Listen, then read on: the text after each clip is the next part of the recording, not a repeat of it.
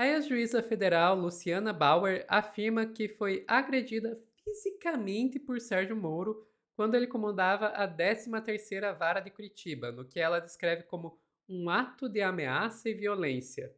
Ela contou com detalhes o que o juiz parcial teria feito e é assustador.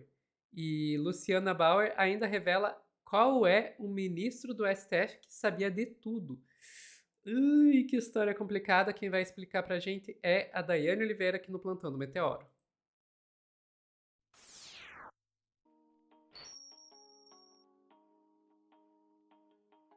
Dai, essa história só vai ficando pior. Agredida fisicamente. Ai meu Deus, tinha uns juízes do STF, uns ministros do STF que sabia de tudo. Meu Deus, que história é essa, Pois Dai? é, tia, pois é. A gente tem uma ex-colega aí do Sérgio Moro, que não é mais juíza federal, inclusive ela dá uma entrevista para o Brasil 247 e diz: eu só estou falando sobre isso porque eu não sou mais juíza, porque eu estou muito longe de Curitiba, mas eu fui agredida fisicamente. Ela explica como foi esse processo e ela vai trazer aqui o nome de um ex-professor, o Teori Zavascki, inclusive citando que ela relatou para ele o que aconteceu na 13ª Vara, da ameaça do Sérgio Moro. Ela acredita que ele já estava com o inquérito de Sérgio Moro em mãos quando ele morre. O avião cai, a gente lembra, né? Teori foi o ministro do STF que faleceu em decorrência de um acidente de avião.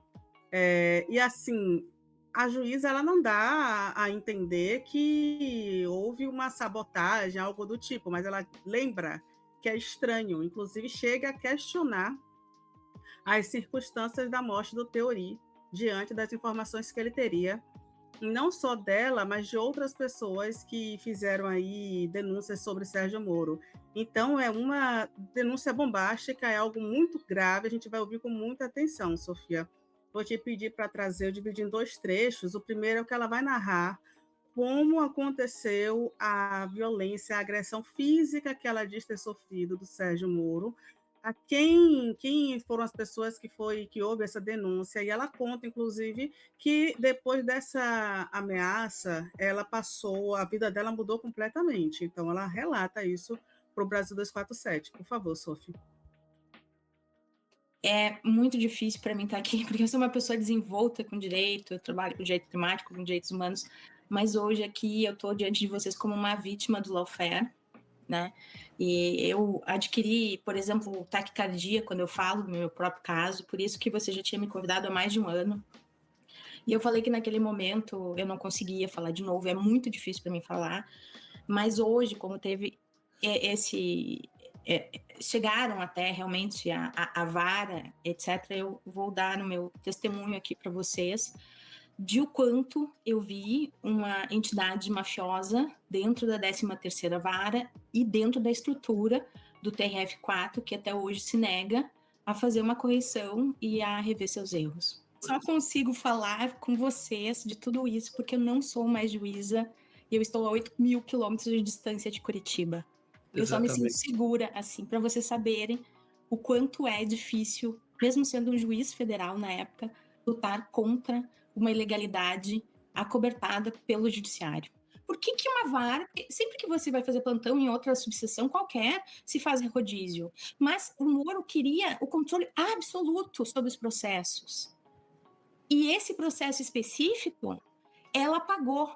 A liberdade que eu concedi naquele habeas corpus, que eu nem lembro mais, eu tinha guardado todas as provas de quem era. Ela falou que só que era uma pessoa da Petrobras que tinha que continuar presa porque, enfim, ele estava quase fazendo a delação e tinha que continuar preso, que o MPF ia mandar no outro dia um outro processo para prender, que ia ser inútil eu soltar, enfim, uma balela ali. Mas, enfim, não ouvi ela, coloquei ali a ordem de soltura, que não é feita de noite, é feita de manhã, né? E sempre antes de entregar o plantão, às 11 horas, geralmente a gente entregava, eu dava mais uma revisada no PROC e vi que foi apagado. Daí eu fiquei muito brava com ela e peitei a vara, e foi então que o Moro me pegou no elevador e me pegou pelo pescoço e me ameaçou. Luciana, deixa eu falar. Calada.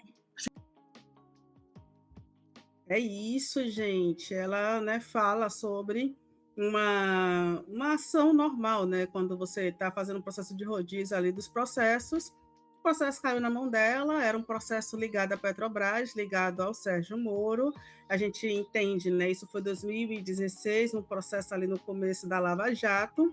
O Moro queria ter o controle, não gostou que a juíza fez o seu trabalho sem nenhuma nenhum impeditivo para que houvesse ali um habeas corpus, ela, né, fez a sua execução e foi apagado do sistema quando ela questiona ali uma funcionária, uma pessoa ligada ao tribunal, que estaria também está abaixo do Sérgio Moro. Ele diretamente vai até o elevador e a agride fisicamente com ameaça. E aí, Sofia, eu vou te pedir para colocar a segunda parte, porque diante dessa ameaça houve a denúncia, e aí entra a denúncia para o Teori Zavascki, e olha o que a ex-juíza neste caso, fala sobre a morte do Teori, por favor. Assim, na época, não sei se ele era juiz corregedor ou da presidência, uma juíza que era assessora da corregedoria, Eliana Pajarim, Puma Lucelli, que sempre as mesmas pessoas estão ali, sabe?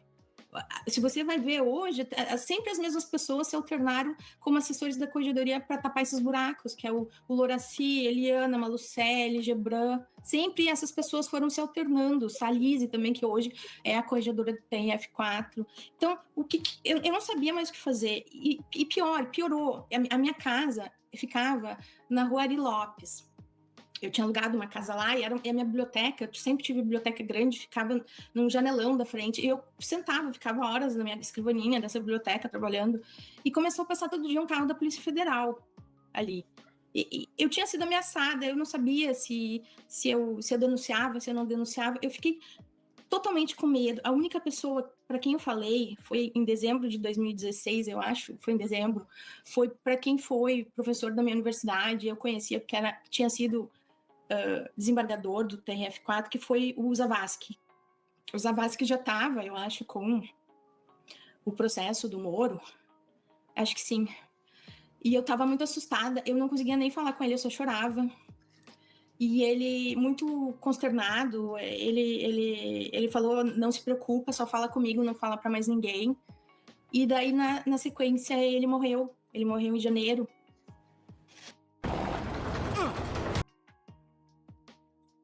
Aí, Sofia, quando você está pulando aí a propaganda, eu vou trazer uma coisa, né? Primeiro, que é assustador você saber que um juiz, de acordo com essa juíza, e aí a gente vai entender que tem uma investigação que precisa acontecer, mas é um relato de uma colega que fala sobre agressão. Se o Sérgio Moro agrediu uma colega, o que o Sérgio Moro não seria capaz de fazer? Aí é só um questionamento diante da denúncia que surge com mais força, não é uma denúncia nova, mas depois das investigações na 13ª Vara, a gente vai ter aí a Luciana Bauer, que vem trazendo detalhes sobre a atuação naquela vara. A gente, semana passada, noticiou que investigações aconteceram ali na vara da Lava Jato, né, a vara que foi responsável pela investigação da Lava Jato, e a gente agora tem mais denúncias desse tipo, inclusive, denúncias sobre violência. E eu vou te pedir para continuar, porque ela fala mais um trechinho sobre isso que ela falou com Teori Zavascki. A morte era um acidente, mas o delegado federal que atendeu o caso dele lá em Paraty, 3 meses depois, foi assassinado em Florianópolis. Um lugar assim, e se você vai ver as ocorrências de quantos delegados federais foram assassinados, você vê que foi só ele em décadas, né? Então você fica vendo aquela sequência assim mafiosa de que você não tem saída. A minha saída foi manter a cabeça fria, organizar um plano de saída da justiça, porque eu ia ser perseguida como o Acre está sendo perseguido agora. Pois é, Sofia. É uma denúncia seríssima, é uma denúncia que precisa, mais uma vez, ser levada a outras instâncias, que precisa continuar. Inclusive, eu vou te pedir para trazer, a Brasil 247 está fazendo um trabalho bem interessante, investigações sobre as denúncias que vêm sendo trazidas pelo Tribunal de Curitiba. E também essa matéria, vou te pedir para colocar uma outra matéria na tela, uma matéria em que o Nassif defende que a reabertura das investigações sobre a morte do Teori Zavascki, o Teori morreu dias depois de assegurar que enquadraria os abusos da Operação Lava Jato. Agora, com o tribunal em investigação, a gente tem outras pessoas questionando a morte do Teori e trazendo, inclusive, alguns questionamentos que à época não foram feitos. E é o mínimo necessário. Realmente, eu acho que se há uma possibilidade de que alguém esteja por trás, é importante elucidar isso o quanto antes. É o mínimo que a gente precisa defender que haja investigação. Eu lembro de várias teorias da conspiração em relação à morte de um ministro do STF, inclusive em relação à possibilidade do Teori não, de fato, ter sido uma vítima, um alvo, pelas circunstâncias que foi descartado, Caixa Preta sumiu, Caixa Preta apareceu, Caixa Preta não gravou nada. Tinham muitas questões que foram levantadas à época, e vale realmente a pena reabrir essa investigação, até porque também a gente precisa pensar que se por algum acaso o processo na mão do Teori tivesse sido de uma exposição anterior da Lava Jato, talvez a gente não tivesse a prisão do presidente Lula, talvez a gente não tivesse tanta força para o impeachment da Dilma Rousseff, talvez o cenário no Brasil fosse outro. Então, de fato, algumas pessoas lucraram com a Lava Jato, e a gente pode só dizer isso, né? Que é bom que haja investigação diante de tudo que vem acontecendo, Sofia, mas é uma denúncia seríssima dessa juíza, né?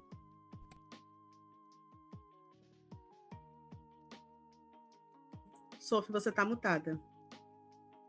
Pois é, esse é um daqueles casos que assim, é difícil não ser conspiracionista, né? Porque a história da morte do Teori Zavascki, até o filho dele, na época, chegou a cogitar a possibilidade de que teria sido um assassinato e tal. Mas aí a gente fica, ok, aviões caem, esses aviões aí, eles caem mais ainda, é só a gente ver quantos artistas, por exemplo, já morreram nesse tipo de avião, e um filho em luto não é exatamente a melhor pessoa para você confiar na hora, nesse tipo de momento, né? Mas a hora que você vai juntando todas essas outras questões, no mínimo tem que ser investigado, né? E esse caso aí dessa juíza definitivamente precisa ser investigado. Mesmo se você não for levar todo pro lado aí da história da morte do Teori,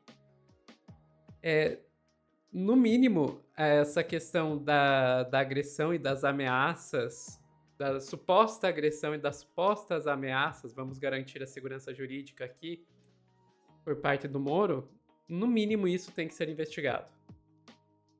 Se isso vai desaguar em mais questões como avião, etc., aí é outra história. Mas deixando de lado todas as teorias conspiratórias, a gente tem aí uma pessoa afirmando que sofreu aí violência física e ameaças por parte de um colega de trabalho. Só isso já deveria ser o suficiente para garantir algum tipo de investigação. E daí isso vem no momento que a 13ª Vara está sendo investigada pela Polícia Federal, né? E toda aquela história da caixa amarela do Moro e tudo mais.